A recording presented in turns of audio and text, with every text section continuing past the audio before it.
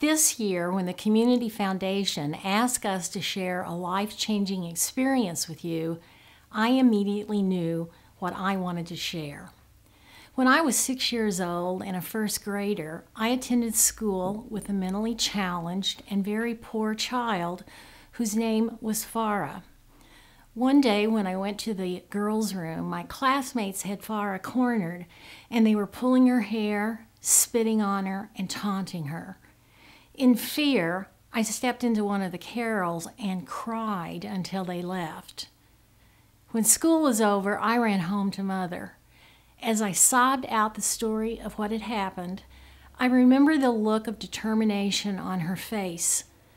Mostly, I remember what she quietly said to me. "Marsha, you can do something about that." She told me what to do, and the next morning, she walked me to school holding my hand. I was really scared, and now, as an adult looking back on the experience, I imagine my mother was scared for me. At break time, I entered the girls' room, and my classmates had Farah cornered again, bullying her. This time, I had the courage my mother had instilled, and I stepped between Farah and the girls, waving my arms and screaming, "Stop this! You don't want to hurt her." The girls stopped and quietly left the room. I will never forget the faint smile mixed with sadness and relief on Farah's face, and I will never forget what my mother taught me, that I could make a difference.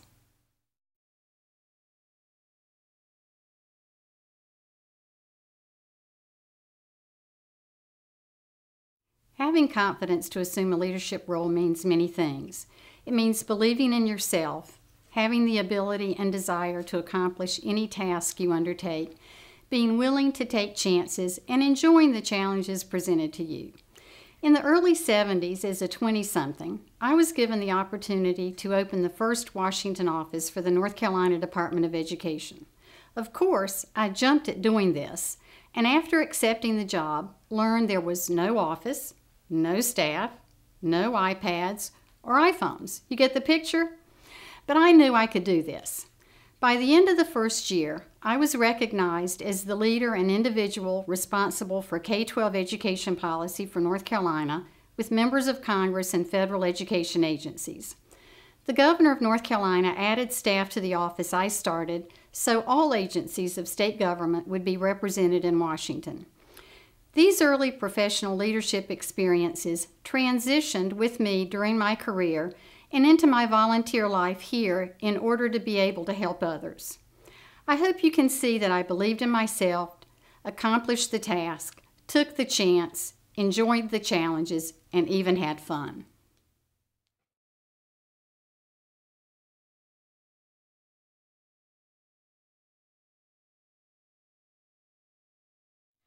I am so honored and delighted to be speaking to you today. Wikipedia describes leadership as a process of social influence in which one person can enlist the aid and support of others in the accomplishment of a common task. In 1984, Geraldine Ferraro was running as the first female vice presidential candidate representing a major American political party. The equality of the sexes was a big issue in women's minds. At that time, I was a real estate sales agent with West Shell Realtors, the largest company in Cincinnati, Ohio. At a citywide convention, each office was asked to do a skit. I gave an impersonation of Geraldine Ferraro in which she decided it was easier getting the vice presidential nomination than it was to be a female manager in our company. Of the top 30 income producers, 73% were women and 27% were men. However, Only 6% of the branch managers were female, which meant one female, and none of the officers. I could see our president, Wes Schell's face, getting redder and redder during my presentation. When I finished, the crowd erupted in overwhelmingly supportive applause. By the end of that year, women had been named as office managers, and one was named a corporate vice president. That year, a lot of female leaders were made, myself included. Thank you very much.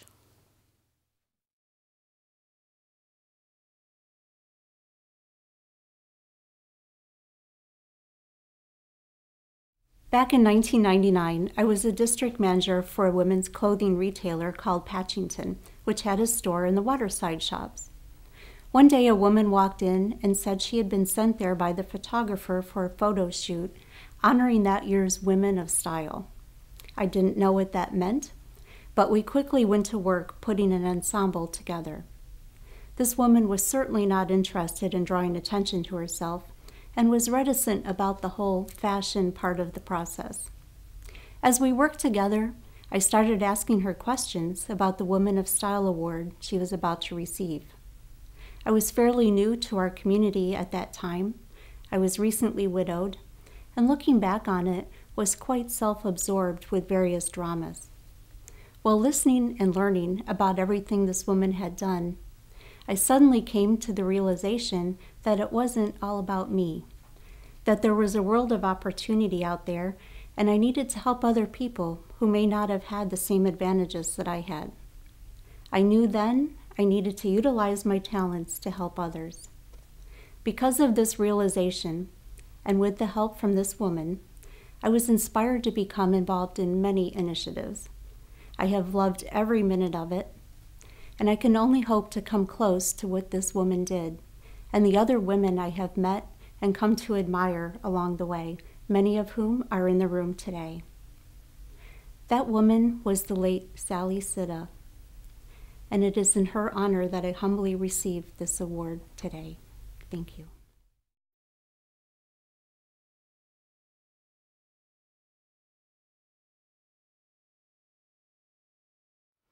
Growing up in a small town of 62 people, you were either a leader or a follower. There was no way to just blend in. My father was definitely a leader. With one of the biggest farms in Southwest Ohio, he had utilized every single one of his resources to make the farm run efficiently. By the time I was 3 years old, I was carrying milk buckets to feed the baby calves. I could drive a tractor by the age of 10. I was taught responsibility at an early age, and I was expected to work hard no matter what. After school, we headed straight to the barn to complete our chores. Once I was in high school, it was clear that our small community looked up to the Gerbers. Every summer, I showed animals in 4-H, and I saved all the money I made so I could put myself through college. My compassionate and caring nature led me to the nursing profession. Helping people came easily to me, thanks to the life lessons I learned on the farm. As I became a mother, I realized just how important my dad's values and leadership skills really were. I tried my hardest to instill those same values into my own children. Being a leader came naturally to me since I just followed in my dad's footsteps. My father always said, "You will never get rich working 40 hours a week." I wouldn't trade my farm girl upbringing for anything because it molded me into the woman I am today.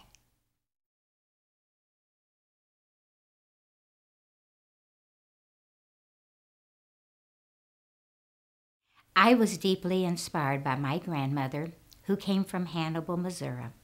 She was a true pioneer woman, but to all she met, she was a grande dame. Most people never knew that during the Great Flu epidemic, she lost her husband, 3 of her 6 children, and gave birth to my mother, all within 1 month. She always thought it most meaningful that it was her baby girl who would present her with her first grandchild, me.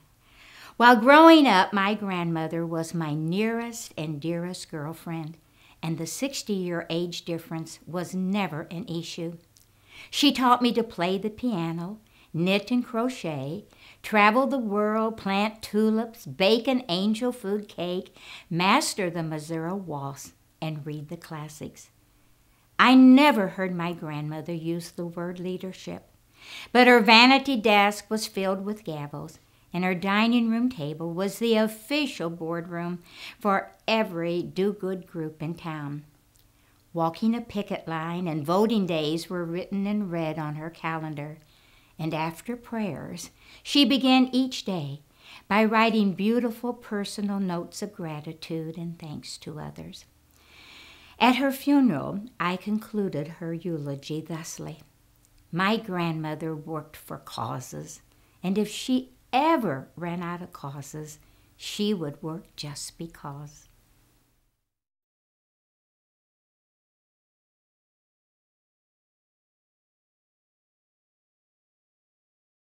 Women of initiative. My goodness, what an honor. However, my husband and 3 kids probably would say woman of persistence would better suit me. Maybe it's being an only child, but I've always strived and persisted to accomplish my goals. And during our years in Northbrook, Illinois, when I was serving on the Park Board and Plan Commission, I developed a passion for preserving recreational and open lands for all to enjoy. In the late 90s, we began wintering in Naples and moved to Windstar. I learned that there was a group trying to start a botanical garden on 40 acres across the street. I went to some board meetings at a tiny office on Exchange Avenue with 1 employee. I became determined to help by organizing a fundraiser and seeking additional board members, especially ones with both the passion and the financial ability to make this happen. That's when I met Harvey Kapnick, who certainly filled those requirements. Harvey reinforced my determination and courage to pursue this quest. After serving as board chairman for 5 startup years, my dream has been realized. Ladies and gentlemen, find your passion and persistently pursue it. Thank you.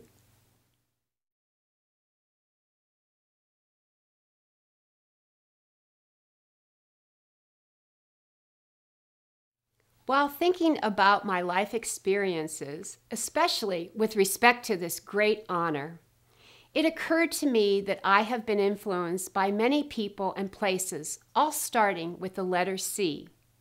Thus, my life was C's instead of B's. Raised with a strong sense of community, a devotion to church, and a rigid Catholic convent school curriculum, I broke loose to the confines of our nation's capital with enough confidence to become an outstanding cocktail waitress at Chadwick's in Georgetown, craving couture, with more cash in my purse than I have now. Coincidentally, I had time to pursue a career caring for children at a children's hospital, acquiring a master's degree in neonatal nursing. Another career opportunity presented itself to me by rejoining my family's business and creating company-owned convenient food stores as the top candy and coffee queen in a highly competitive environment. Along the way, I was captivated by the charms of my soon-to-be lifelong companion, who was the CEO of the community hospital with 2 beautiful children. You must note, his name also begins with C. We cruised through a very brief retirement, landing in Naples, joining an outstanding women's club, and embarked on our home healthcare career. Major credit for all this is attributable to sometimes crass, Celtic, but very charismatic and caring parents. Thus, my consonance is finally concluded.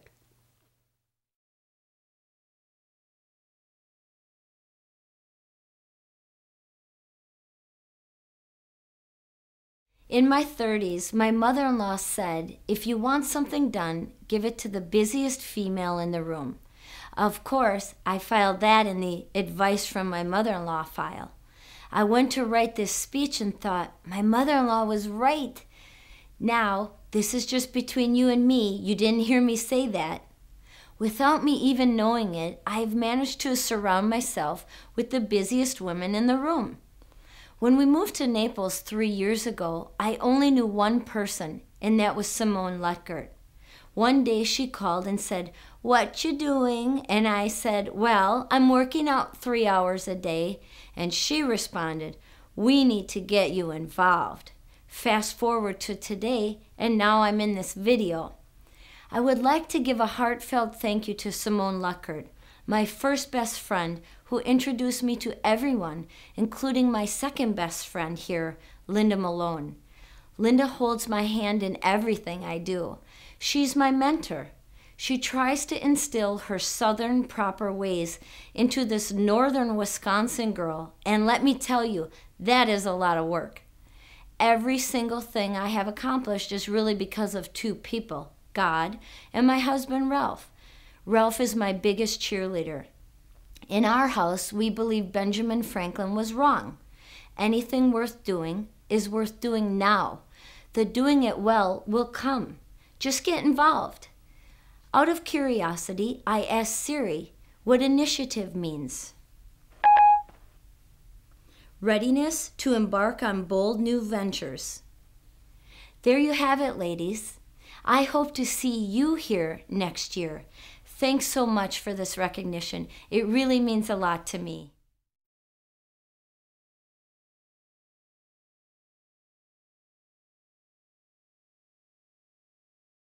My passion is improving literacy. I'm joyful when children delight in books, and so many books inspire confidence. One relevant story is The Little Engine That Could.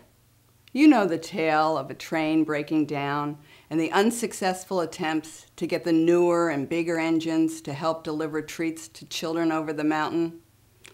Finally, the little blue engine came along. The toys implored, "If you do not help, the boys and girls will have no toys or good food." The little engine considered her lack of ability, but she didn't want to disappoint children. "I think I can climb the mountain. I think I can. I think I can." She struggled, but she kept a positive attitude.